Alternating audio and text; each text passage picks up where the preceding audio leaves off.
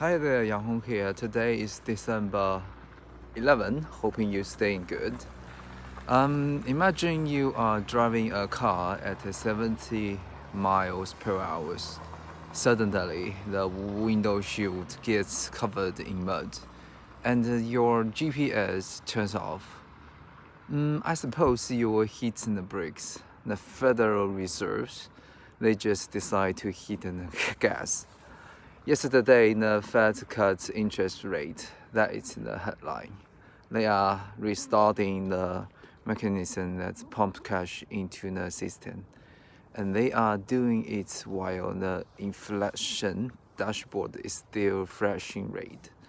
Everyone is focused on the rate cut, but the real story is the pumping. The Fed announced they will start buying 40 billion in treasury securities starting Friday. They call it reserve management. This is a massive shift. For the last 2 years, the Fed was selling bonds to pump money out of the economy. They were trying to cool things down. Now, they are buying again. They are cutting the cost of money and increasing the supply of money at the same time. And they are doing this when inflation is still sitting at 2.8%. 40 billion a month. That sounds like a generic government number. That is roughly the GDP of a small country like Bahrain, something like that. Every single month, they are injecting that much liquid back into the banking system. The Fed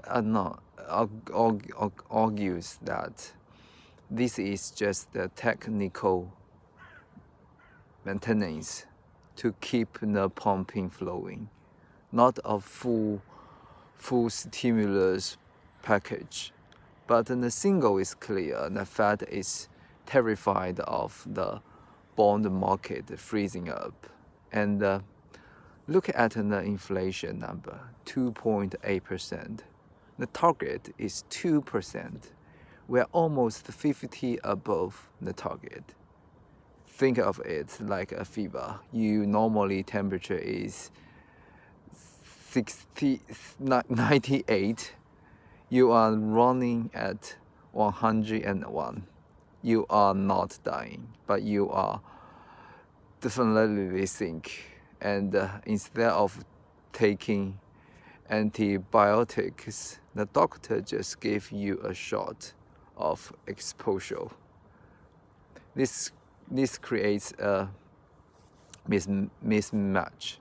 The stock market revealed 500 points because they loved the exposure, but in the dot plot, the interest first forecast shows a fractured board, a 9 and 3 vote split.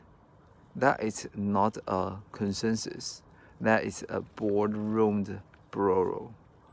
Half of Fed think we are going too fast. The other half wants to go faster. It is the inflation floor.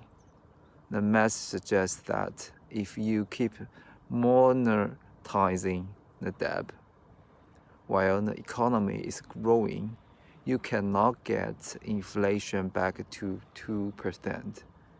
It is physically impossible. The trade-off is structure.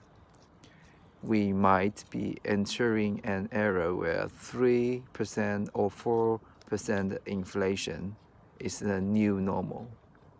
That means your grocery bill never goes back down. It just keeps climbing year after year. The Fed seems to have decided that saving the bond market is more important than hitting their inflation targets. They are keeping the lights on the on in a financial system, but the electricity bill is going to be paid by your saving account. See you.